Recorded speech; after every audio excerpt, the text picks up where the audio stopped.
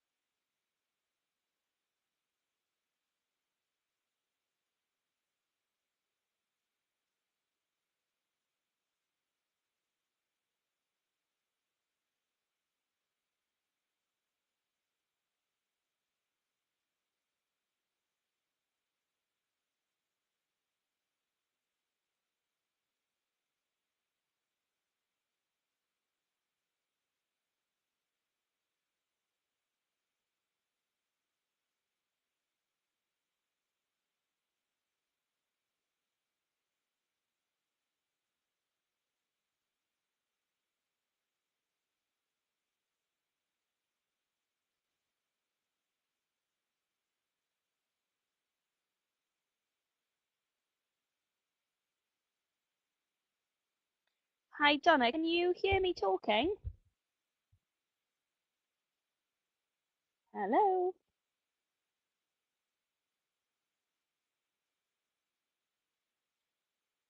Hello?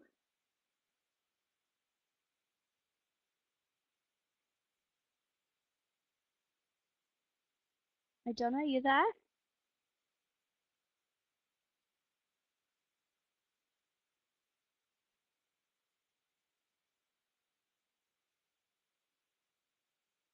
Okay. Hello? Mark and Craig, can you still hear me okay? Yeah, loud and clear.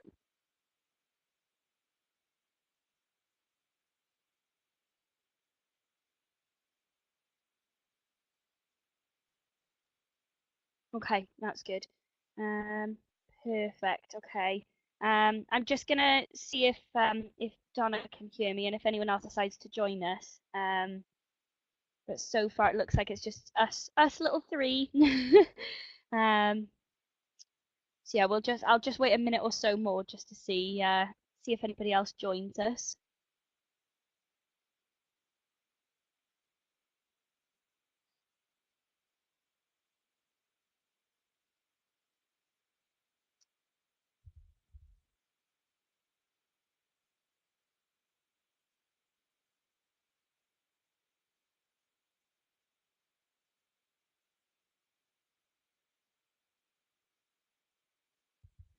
Hello.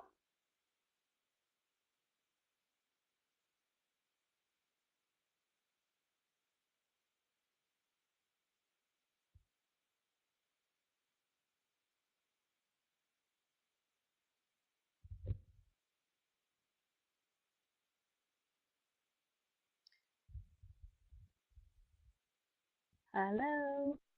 I'm just gonna keep talking, so apologies for those of you that can hear me. I'm just gonna carry on speaking to make sure that the rest of the people that are joining us can hear me.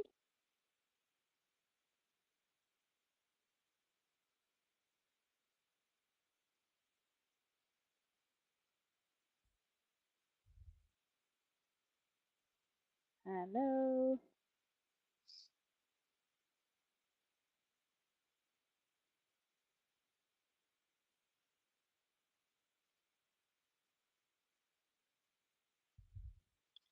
Right. Just. Hi, Donna, are you there?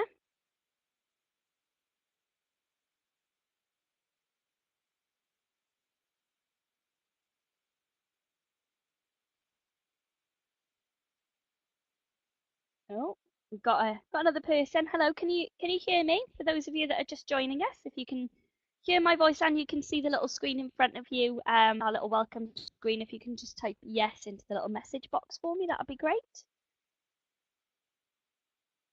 If you can see the message box but you can't hear my voice, just click no, as it says on the big screen there.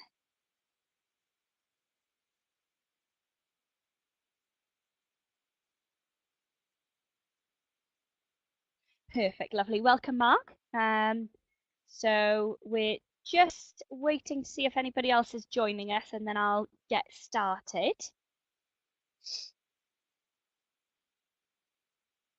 Oh, we've lost Donna. Right, okay. So everybody that's in the room. Oh, Donna, can you hear me?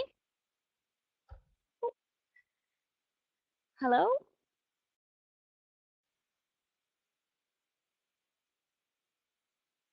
Just making sure that everybody can still hear my voice.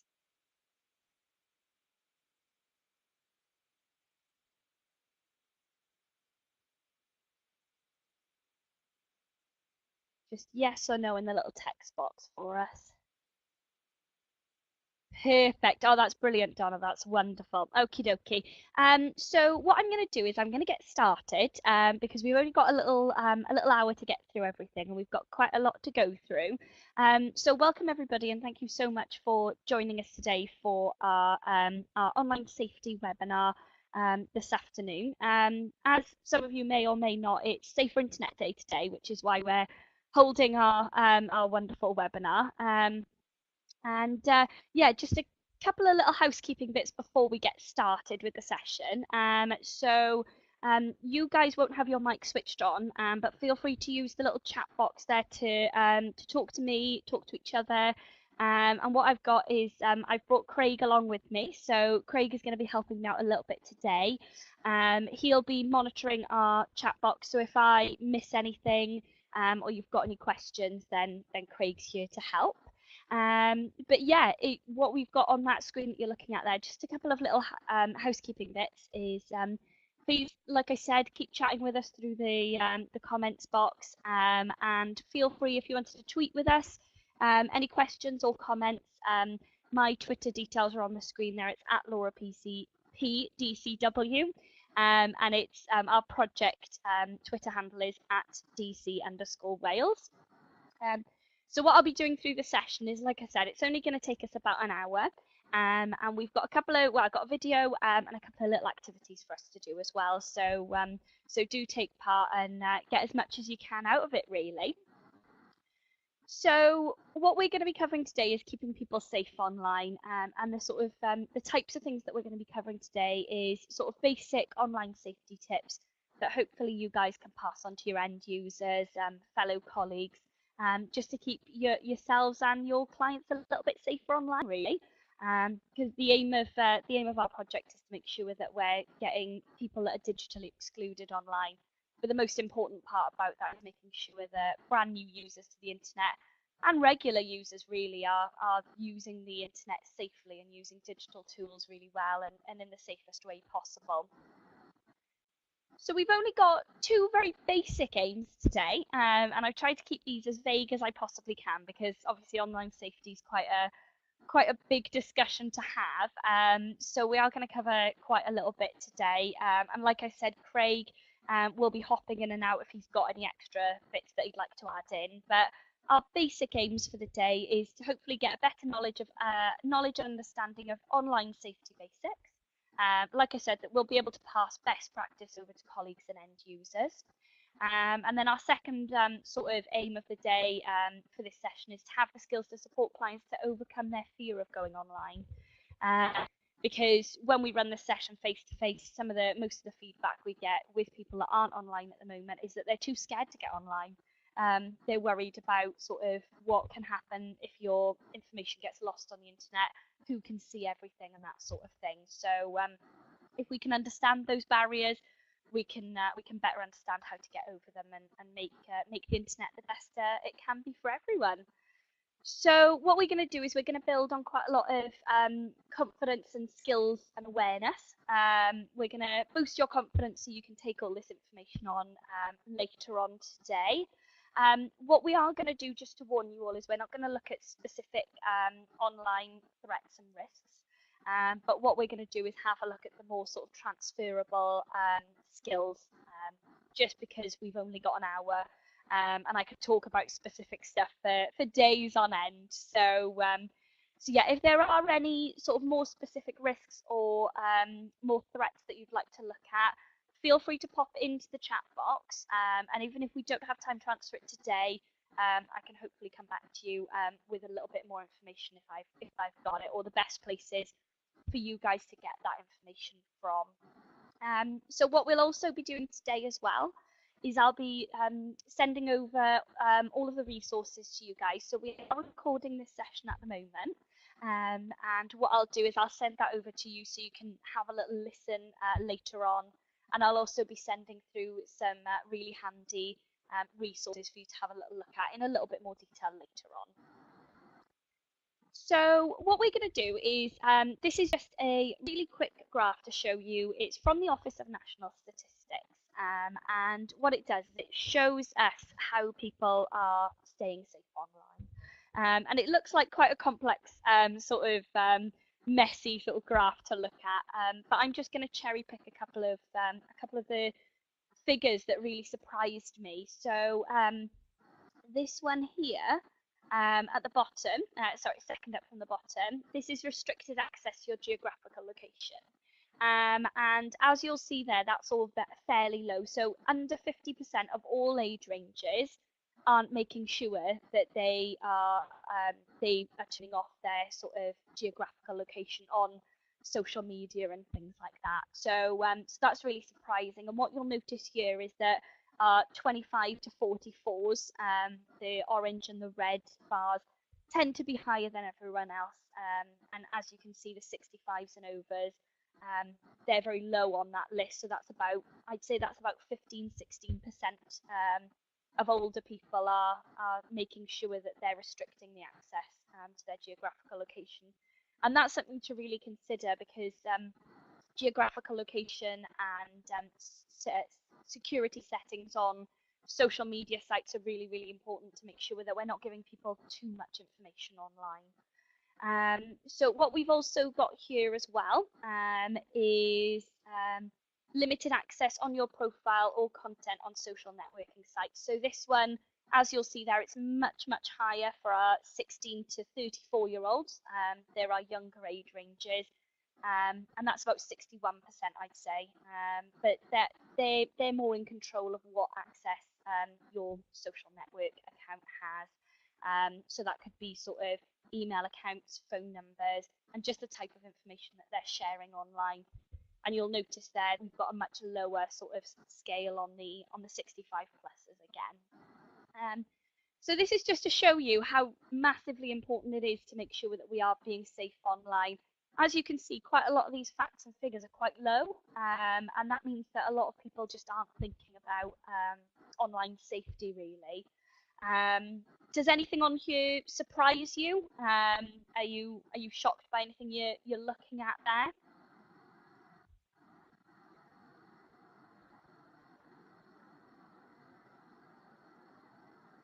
No, okay.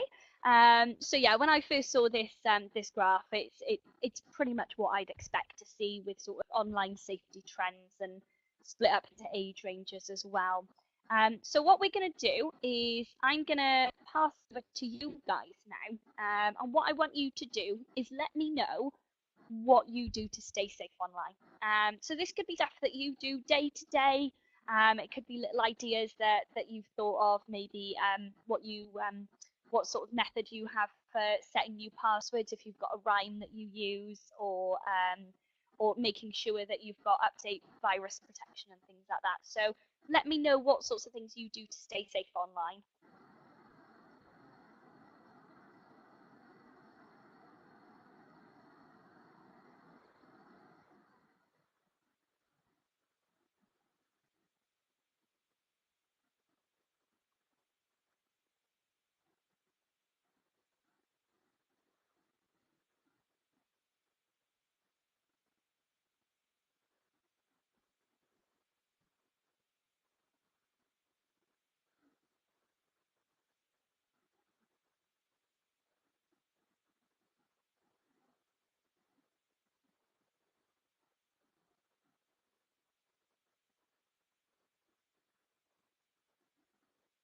Yeah, that's absolutely right, Craig. Password security is one of the best ways and one of the easiest ways to stay safe online as well. Absolutely. Mark, perfect parental controls. And that's a really handy link as well. Thank you, Mark. What I'll do is I'll make sure that we send that out to everybody a little bit later on. So parental controls can exist from a sort of household point of view. So you can set that on your routers when you get an internet sort of installed. You can have parental controls there. What you can also do then is make it device specific as well. So if you have got tablets or laptops or devices that children or younger people are using, you can set more specific parental controls there. So you can make it as flexible or as easygoing as you like, really. Let me just have a little look.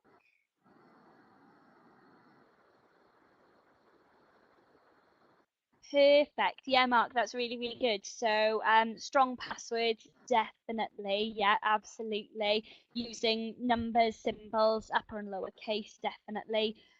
Social media privacy is really, really important. And as we saw from the graph that I just showed you a moment ago, it's only just sort of between 60 and 65% of younger people are making sure that their privacy settings are sort of up to scratch on social media. So definitely. In And make sure that you don't use a picture of yourself on your profile.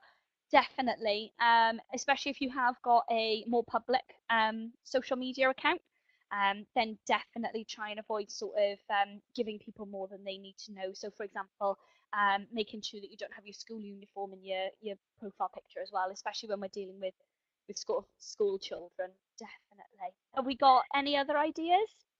Oh, yeah, in terms perfect. of Not to use real name or personal information, and making sure that YouTube is set on restricted mode. Definitely. Yeah, absolutely.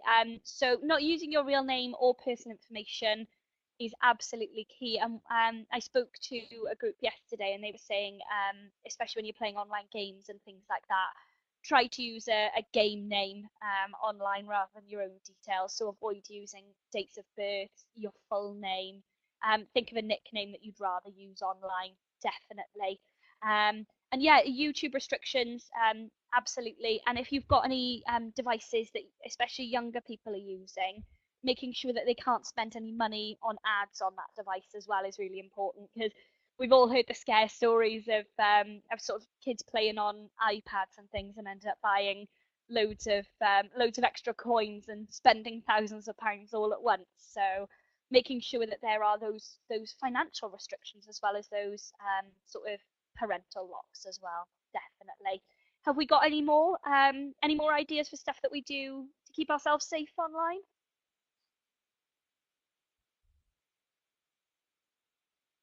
I would always recommend using a 10-digit password minimum as opposed to the 8-digit that most people use. Studies have shown that an 8-digit password can be hacked within 4 hours, whereas a The other bits 10-digit that will I take up to tend to four use years. is I'll say to people, make sure that you've got the little green padlock whenever you're on a web page, and make sure it's got HTTPS right at the very top as well, because that means you're in a secure connection to the website that you're looking at. That just means that the information that you're adding in there, so whether you're filling out a form or buying things, it just means that that information is that little bit more secure. And always make sure that you've got some sort of virus protection on your devices as well. And make sure that all of your devices are up to date as far as softwares are sort of considered. I know they're very annoying when it pops up and says, "Oh, your phone needs to update," but they are there for a reason. It's because the providers are updating and making changes to security and things like that. Never ever use an unsecured public access Wi-Fi. Yeah, definitely, especially when it comes to things like banking, filling out forms, because that information isn't as secure as it would be if you were to log into a Wi-Fi connection, or you've got your connection in your house. Um,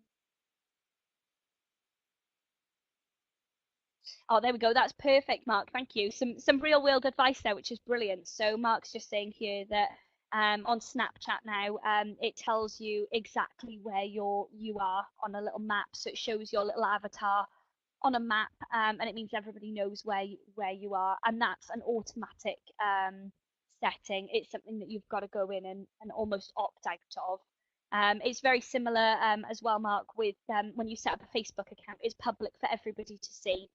So changing those security and privacy settings is really important when you sign up to a brand new account anywhere, definitely. Craig, have you got any other stuff that you'd like to add? Hello, can you hear me? Hello? Hello?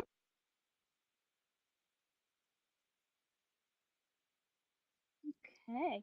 Oh wow, I wasn't aware of that with the Musically account. So I'll definitely make sure I pass that on to the other clients that we train.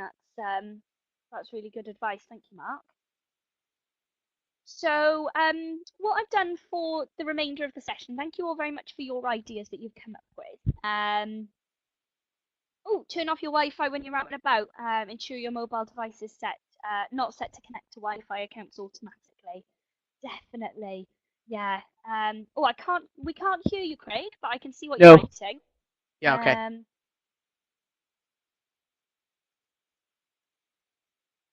anybody else hear Craig? Hello? Oh, yeah. So I Can you can hear me hear now? you now. Okay. Sorry, I had my little volume turned down. So go on. What were you saying? Um, in recent studies, what happens is when you connect to a secure server, so if you're using PayPal, eBay, or any of the other sort of apps or websites which require exchange of money or have a financial implication to it, they're encrypted. However, if you're using an unsecure network, and there's many of these being set up now where the encryption is sent as part of the initial conversation that your mobile device has with the end server. So if you connect to a Wi-Fi device which is open, you're actually sending the encryption as well. They then have access to your username, your password, and usually your email address. The issue for that is if they can get hold of your email address and password, they can then lock you out. The next step is to go to PayPal, eBay, put your email address in, request a reset of your password, which will be sent to that email address. And therefore, they have full control then of any financial website that you may be using. So again, it's very, very important. And this has been done recently in a very small village up in North Wales where a guy next to the pub set himself up as a Wi-Fi, called it the pub's name, and everybody who was in there drinking of that evening logged in, and he basically farmed all of their information. It's very easy to do. Yeah, yeah, definitely. And I think your advice there with making sure that you don't automatically register for a Wi-Fi connection unless you know that it is what it says it is, really, isn't it? Yeah. Another option as well is to use two email addresses. So you have one email address that you keep private, which is your main secure email address. You use it for banking, for eBay, for PayPal, those sorts of things. You have another email address which is unsecure that you use for social media, you share with your friends. You keep the two separate, and that way, then, if your email address is shared or is hacked, your secure one is maintained, and you know that you won't be sent links from friends to that email address. Anything that does come through, you can automatically discard. Yeah, that's a really good one actually. So I've got two email accounts. Mine's simply set up. One of them's for spam emails. So if I ever go onto a website and they ask me to register and I know I won't want to use it again, I tend to use my, like you say, almost your dummy email account. So yeah, that's some really, really good stuff there. So what I'm going to do is just move on from this slide because we've got some really good ideas there. And I just wanted to speak to you all about the three stages that we're going to have a little look at today. So we're going to have a little look at awareness. So what should we do to stay safe online? And you guys have come up with some really, really great ideas. Then we're going to have a little look into critical thinking and the sort of why we should be critical online. And then the last bit is just being a little bit more resilient and how we can make sure that people if something negative does happen, that they get straight back on the horse and make sure that that negative thing doesn't happen again. So yeah, awareness of the risks. So again, we're going to have a look at basic safety information, where to find out about current trends and how to report things. Our critical thinking is how it's better to challenge information rather than sort of go along blindly. Prevention is always better than a cure. And then resilience, it's like I said, getting back on the horse and how to make sure that next time you don't get into that situation. So these are our sort of top 10 bits of sort of basic safety advice that I've got for everybody. So passwords. And passwords can be really difficult to remember, and I'm the first one to admit that. But making sure that you've got a nice, strong password is really, really important. Because otherwise, it's like leaving your front door unlocked when you go out, just in case you forget your key. So with passwords, my little bit of advice that I tend to give here is making sure that you've got capital letters within the password, you've got numbers, it's alphanumeric, so you've got numbers, you've got letters, and put in some special characters as well. So whether that's spaces or percentage signs or exclamation marks, little things like that can really, really help to protect yourself a little bit more. Um, what I do as well in all my passwords is I don't use dictionary words. I'll use a phrase instead. So, for example, my one of my passwords, it's "Hi Ben, this is your password," but it's all the capital letters at the beginning. So it's not a dictionary word. When you look at it, it looks like absolute gibberish. But that's a really handy way to do it, and you're not going to forget that because you've just got to say the phrase back to yourself and spell it back out. And So yeah. never Oh, yeah, ever sorry, Mark. use, sorry, never ever use the same password with different sites or Yeah, children's names, pets' names, pets' hobbies, names. Yeah. anything that you have on your social media account, which basically somebody can look at and think, I'll try that first. I'll try the We'll give that a child's try. name, hobby, pet's name, whatever. Definitely, absolutely, yeah. So correct strong password is one of the easiest ways that we can make sure that we're safe online. And try and use different if you are going to use similar passwords for say all of your different social media and email accounts, make sure that you've definitely got a different password for your business or your work stuff. As opposed to your personal stuff. Like what Craig was saying, make sure that you've got extra security where your financial matters are sort of held as well. Um, so look after your mobile devices, and that is making sure that you don't leave your phone unattended when you're around general members of the public or if you're volunteering and things like that. And make sure that you've got some sort of passcode on your phone as well. So a lot of newer phones now will have either face recognition or fingerprint recognition, but make sure that you've got a backup of either having a little code that you've got to type in or a pattern, something like that. Antivirus and security software is a really, really, again, it's an easy one to do, but it's an easy one to miss out. So make sure you've got some sort of antivirus on the devices that you use. And like I said earlier, make sure that all of your software is up to date on all of your devices as well. Just making sure that those security patches are all up to speed. As Craig said, open networks and Wi-Fi hotspots, be very, very cautious of them. Um, be very cautious of the types of internet that you're connecting to, and obviously where your information is going if you are on an open network because they are less secure. Then number 5 and 6, I tend to combine together a little bit and never reveal too much personal or financial information when you're online. This could be if you're talking to somebody and you're making friends online or starting a relationship, or even if you're online gaming. Don't give out too much personal information and definitely don't give out any financial information to anybody that you might meet on the internet. And the next part coming off that then is number 6. It's is this person who they say they are? um, because people will pretend to be someone else online to get your information from you. So be cautious if you are meeting people online, if you're making friends or partners online, relationships, that sort of thing. Just be cautious and a little bit resilient to that. Then number 7 is this link safe? So if you we've all been caught out by them. I've got loads of emails in my sort of dummy account, as it were, that's full of phishing and spam emails that I don't want. And a lot of them have got little links on them that say, dear sort of credit card user, click on this link to verify your card. we need to make sure that it is you. Your bank on your credit card company will never ever do that. So just make sure that if you do ever get any emails or text messages from your bank or building society or anything like that, contact them straight away and tell them don't click onto the link that's on the web page. My other bit of advice on that as well is if you do get an email from, for example, PayPal or eBay and sort of Amazon, companies like that, they might get in touch with you to give you offers and things like that. And the phishing emails that you get sent out do look really, really good. So a phishing email, it looks like a legitimate email, but it isn't. So they're just masking it as something else.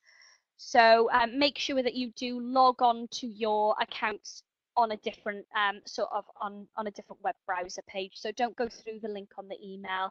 Go on to eBay or Amazon or PayPal directly, log in using your details, and then maybe contact them through that web page as well. So yeah, that's another way to keep yourself safe. Number 8 is don't do direct bank transfers. So this comes down to sort of the way that you transfer money online. And I'm not saying don't do direct bank transfers to friends or family that you've got in the offline world. And things like that. But what we mean here is sending money to people using your sort of debit card account. For the simple reason that if you do that, you won't get any of that money back if it does turn to be a scam. But use things like PayPal, like a credit card, because that gives you that little bit of extra protection online. So just make sure that if you are paying for things online, if you're buying anything, make sure that you're using those sort of PayPals and things like that. Pause and think is my next one, and that probably seems like a really basic one. You think, well, yeah, obviously, but a lot of the time when it comes to being safe online, it's when people are rushing or when they're a bit tired and they're not concentrating. That's when things happen online and they accidentally click on that link. So take your time with it. If you're ever concerned about any links or anything like that, like I said, contact the company that sent you that email directly. So if you're not sure if it's coming from PayPal, go onto the PayPal website, find their contact details and get in touch with them separately and just find out if they did get in touch with you really. And what we'll do later is I'm going to come on to showing you how we can find out about sort of common scams and where to report them. And our very last one is if something seems too good to be true, it probably is. So I know it sounds awful, but you have got to put up a little bit of a sort of critical thinking mask a little bit when it comes to being online and think, right, okay, nothing could possibly be this cheap. What's the hook? What are they looking for from me? So yeah, and just being a little bit resilient to it all as well. So that's top 10 there. My Laura, next, oh yeah, sorry, Craig. sorry, just nipping in there. Going back to Yeah. mobile phones. I'm gonna throw the cat among the pigeons here. Go One on. thing you should always do is actually have your phone set so it locks automatically within 60 seconds. That will help protect you. However, there's a recent move now to introduce biometrics into mobile phone security so that your iris is scanned, your face is scanned, or your thumbprint, or even your ear, which will be the new thing that they're bringing out. The issue is this is new technology. You can bypass the scan of a thumbprint, and it has been done from the actual screen on the phone. They've lifted thumbprints off, put them onto the scanner, and been able to access phones. They've also been able to do similar stuff with high definition photographs of individuals. So they're not foolproof.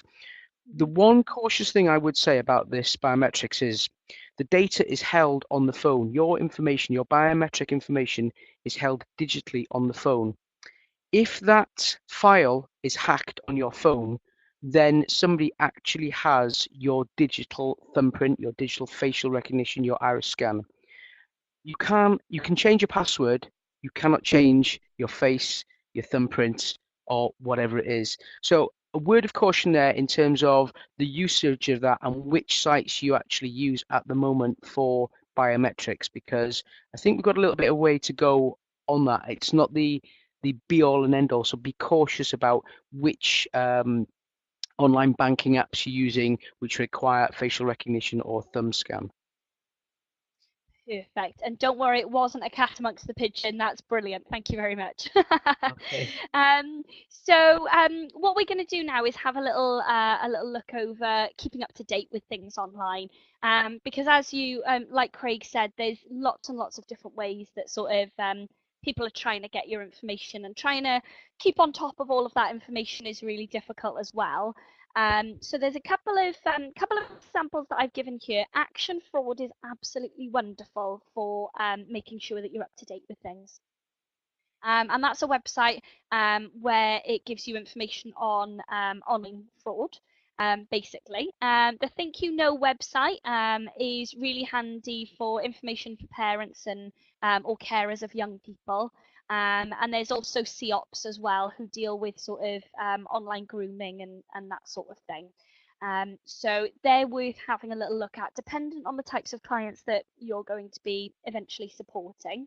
What Mark's also put up a lovely link here for great resources under saferinternet.org.uk, and that will have stuff on there about keeping up to date with sort of your awareness and finding out what's going on online. And then finally, we've got our privacy settings on social media. And for any of you with a social media account, you'll know how often privacy settings and different terms and conditions update on social media. So it's always worth keeping an eye out. Every now and again, just having a look at your social media account and refreshing yourself and making sure that you've got the best sort of privacy settings on your social media, really, or on your client's social media, and just getting them to have a think about it. So what I'll do with the resources that I'm going to send out later is I've got a couple more links that I can recommend. And what I'll do is I'll send those out to you later so you can have a little look in your own time, really. The last bit then, under the awareness section, is actually on how to report incidents. So this is, like I've said, I've mentioned Action Fraud already. It's not only a really great place where you can find out about sort of internet fraud and crime and things like that online, but it's a place where you can report it as well. So with Action Fraud, what you do is you click on to the Action Fraud website, or you can call the police on 101, and they'll refer you to the Action Fraud sort of section. And then CEOPS are the Child Exploitation and Online Protection Centre. And they work really, really well with the police as well in making sure that children aren't being exploited online as well. And you can report any concerns that you might have about sort of young people through the CEOPS website as well. What I would also suggest as well is when it comes to reporting incidents, whether it's sort of online fraud or bullying or just links that you're not happy seeing, for example, Facebook videos, you can report all of those. All of these social media and different website accounts do have their own reporting function. So you can report them there, and just make sure that if you are concerned about any financial fraud, always contact your bank as well, just to make sure that they're aware of the situation, because they're the first port of call as far as cancelling cards and things like that is concerned. So yeah, reporting incidents will entirely depend on what type of situation you find online. But again, I'll send over some really handy websites for you to have a little look at. So our next little section here, this is all about sort of social media settings and making sure that, especially when thinking about younger people, that if they are being bullied online, it's not their fault, and that there are, you know, again, reporting mechanisms, make sure that this stops and it doesn't happen to anyone else. If you are helping someone to set up a social media account, they should be shown as a minimum how to manage their privacy settings, and also how to block and report people on those sites as well. So that's something again that you'll need to have a little look into on the individual social media sites. And what I'll be doing as well is I'll be sending over a link to Digital Unite, and they've got loads and loads of really wonderful resources on their website, how to stay safe online with social media, setting up emails, and that sort of thing. And the three little bits of advice that we've got on this screen as well is we've got report, ignore, and block. Make sure as well, though, that you do keep, or the young people that you're helping, or anybody really that you're helping that is being a victim of online bullying, is make sure you keep evidence of that situation, because you might need that should it escalate any further, if the police get involved and that sort of thing. It's also really useful to have a conversation about social media etiquette, especially when you're supporting younger people online, so they don't fall foul of unspoken rules of various platforms. For example, Facebook has a code of conduct, and different websites will have different policies relating to certain posts that people can put up. And again, we'll make sure that you've got access to all of the links that we've got this information from as well. So yeah, it's just about being, especially if somebody is being bullied online, and they don't want to take it any further. They've done the report, ignore, and the block. If they don't want to take it any further than that, it's just about being a friendly year a little bit as well. Especially if somebody is dealing with it in school and maybe outside of school as well, just being there as a supporting hand, really. So yeah, what we're gonna have a little look over now is critical thinking. And critical thinking is the ability to be able to learn stuff and then relearn it again. So if you consider the way and how quickly the internet has sort of taken over our lives, really, we need to be able to critically think and to learn and relearn things at a really, really fast pace.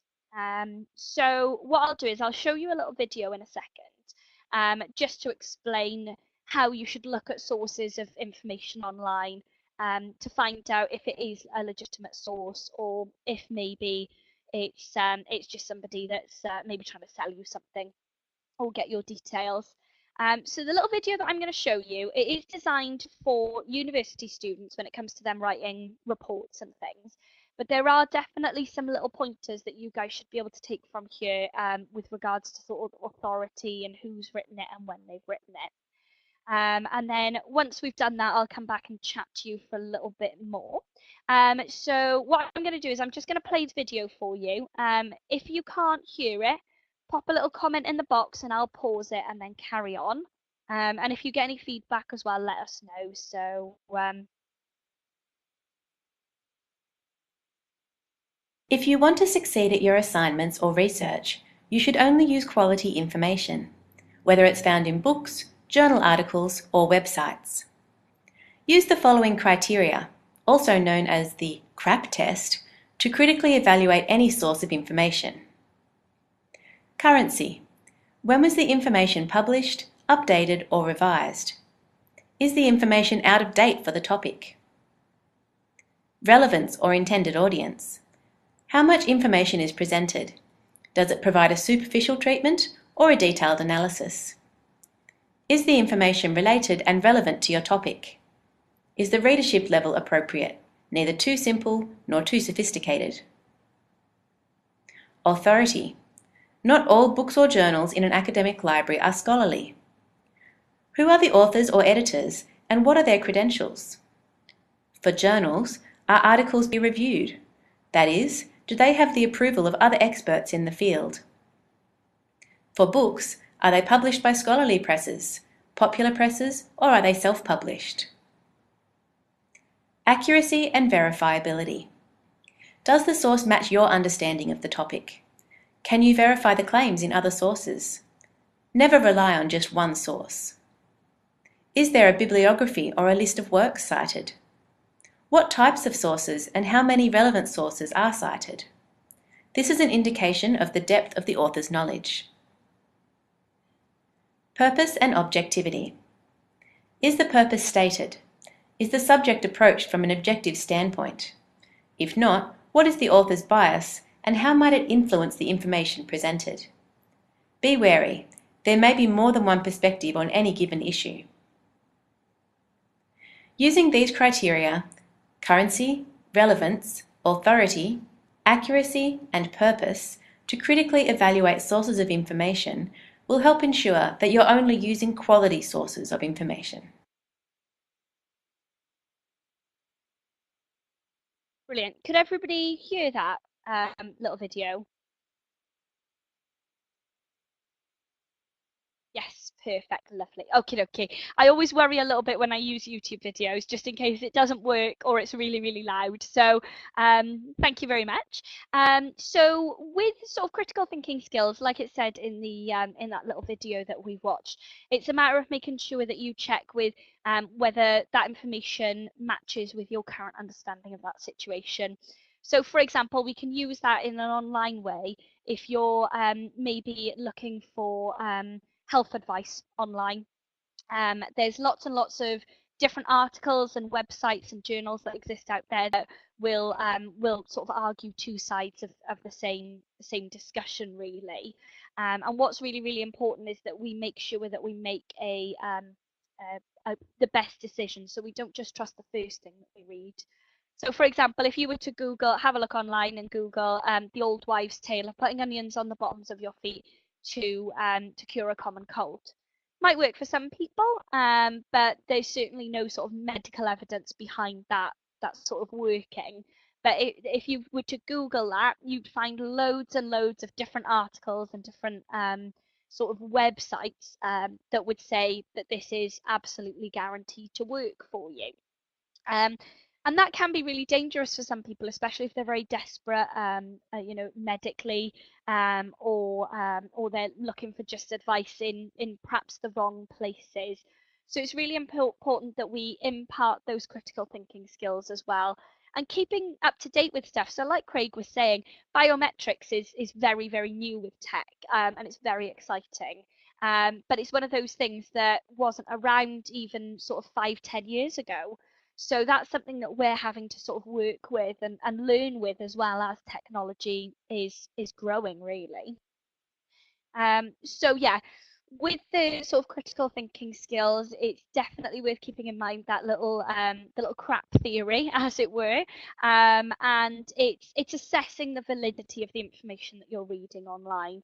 So, for example, have a look at the URL of the website that you're on. If it's WeSellOnions.com, of course they're going to say that onions cure a common cold, because they're looking at selling that. Again, my advice from earlier is don't rush anything. If you're concerned about anything that you're reading online, talk to a trusted person. And this goes for people of any ages. It's not just necessarily younger people online. And it's not just sort of web articles and journals and things like that. It can be photos. Especially with social media accounts like Instagram, it can give you a very polarized view of other people's lives, and that can have a really big effect on people's self-esteem.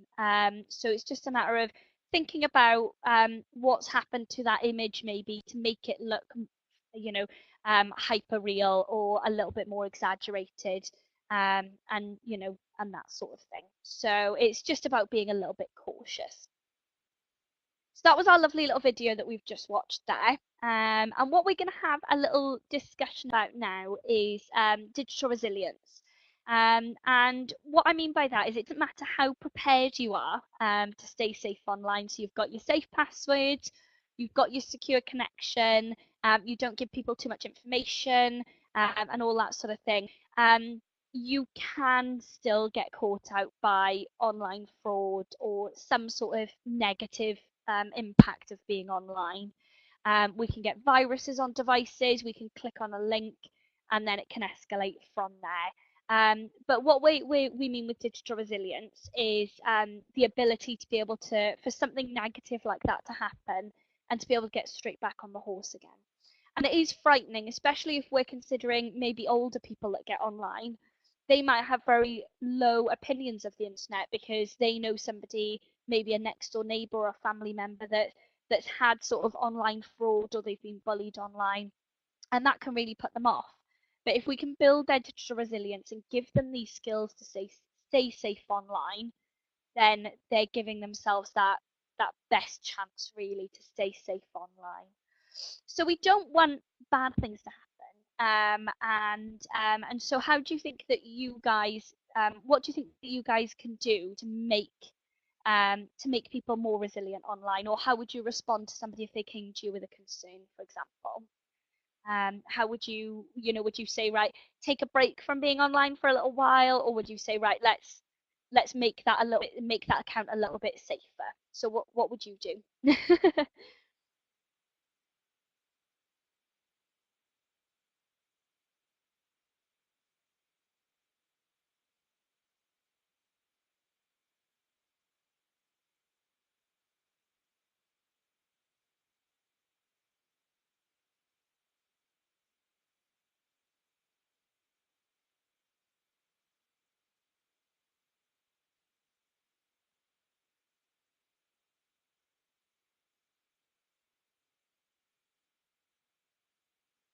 Definitely, yeah. For both of those little answers we've had so far, we should reassure people that it is a common occurrence. It is definitely. And what I tend to say to people in my face-to-face sessions as well is, if these sort of scams and phishing links and spam emails and things didn't work, they'd stop it. So it's not like you're a fool if you get caught out by these things. I know there's a PayPal one that was around a couple of months ago that looks really, really good. So it does, they're there to trick you. But yeah, definitely. Learn how to block online trolls, definitely. And a lot of the time, not rising to what they're saying as well.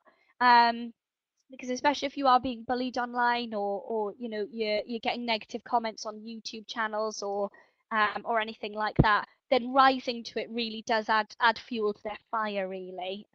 But blocking them definitely is a good bit of advice. Point them in the right direction of where to report them. Def Definitely, yeah. And again, Mark, that entirely depends on the type of situation that person's found themselves online.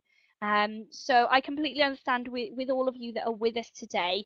You work in different industries, and so you're all going to have very, very different signposting and different sort of reporting mechanisms within your organisations.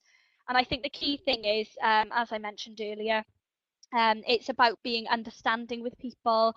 It's about making sure that that information that you're giving them is the best for them, because you're not going to know everything about sort of online bullying. There's no way you'll ever know all of that. But knowing the right place to be able to pass that information on is invaluable, really. So those signposting skills are really something that you can benefit with. Um, so yeah, definitely when you're if somebody does come to you about sort of financial fraud or online activity like that sort of thing, like I said earlier, go straight to your bank as well. And if it is sort of larger amounts of money, they'll inform the sort of authorities from there. So definitely just making sure that you know that the best place to go to is sort of dependent on the type of negative stuff you get online, really. Um, so just a little bit of advice, really, for you guys, and this is the stuff that we've come up with for how would you sort of deal with somebody in that situation. So it's modeling effective internet use. So making sure that we're doing the right things every day, and then making sure that we pass that on to our clients, our end users, our fellow colleagues, really. Because if we're doing it right every day, then it's going to become second nature. Make sure people know their rights, and know that they can say no online as well, because I think that's definitely something that a lot of people think. They'll go, oh, I don't want to offend this person, um, or I don't know if I can block them or if I can ignore them and things like that. Um, they can do that, and know where you stand as far as terms and conditions on websites, and then being able to use your data as well is concerned is really, really important. So making sure that people know their rights, and make sure that if you are going to assist anybody setting up any accounts online, make sure that you read, or they read, because they're the ones signing up for it, they read their terms and conditions. Because it could be that they say that any data added onto this website belongs to us and will for a certain period of time, and that's important to know. Um, Encourage people to share their knowledge with other people as well, and that goes for you guys that are here with me today. So shout it from the rooftops. If we're making sure that everybody stays safe online, then it just means that everybody's going to get that little bit safer and safer as we go through. Like Mark mentioned, make sure it's non-judgmental. So it happens, you know what? we have dealt with it, but let's move on from there and make sure that next time we're that little bit safer again. Um, and you can learn from that as well. And it's an awful situation to learn for, especially if it comes to financial fraud or identity theft and things like that. But you'll not make those same mistakes again. And as I mentioned a little minute ago, signpost for people, knowing where there are online and offline sources of good mental health advice, good financial advice. If you are concerned, like I said, about any younger people and being sort of groomed online, or you're concerned about extremism, definitely, know where to point them in the right direction with those sorts of things. And again, what I'll do is I'll send you that little link that's on my slide there, just so you've got it as a little bit of extra reading. Um, so we're on our little bit now. So what I wanted to show you here, and this is just a really quick slide to let you know that there are websites out there that can give you some absolutely incredible advice. So this first little logo up here, this little monster looking icon, that was the worst search ever, but what we've got there is, this is a website called myshadow.org. And it's a really, really wonderful website for you to go on to. It's applicable for any age. But what they do is they talk about sort of your online privacy, and it's got a lovely little section on data detoxing, so you can make sure that you're not just signing up for websites left, right, and centre, that you're actually doing the best things online. And then down the very bottom here, we've got a little all of the little badges from Mozilla, and they've got a really, really great campaign about being healthy on the internet. And it's a project that's designed to look at online privacy, freedom of speech, and mindful use of the internet as well. So making sure that if things do get a little bit too much online, that you know when to take a break and just put it down, switch all your devices off, and take, whether it's 10 minutes or a whole afternoon, and just having a little bit of a detox from the internet. Because we want to make sure that the internet grows, but it grows in a really healthy and safe way for everybody. And using those sources of sort of advice and information can really, really help. So yeah, my last little bit then is just our quick summary. And what we've gone through in this hour is we've had a little look at the awareness of risks. We've gone through some critical thinking skills, and we've had a little look at digital resilience and making sure that everybody's safe and happy online, really. So last but not least, from me and Craig, I just wanted to say a massive thank you from both of us for joining us today on this lovely Tuesday afternoon on Safer Internet Day 2018. And if there's anything else that we can answer, what I'll do is we'll both be in here for the next 5 minutes or so. I'm going to switch my little microphone off. But what we'll do is I'll put in the little links for the different websites on here, but I will also be sending them all over to you by email if you don't manage to get them. So feel free to ask any questions. But from me and from Craig, thank you so much.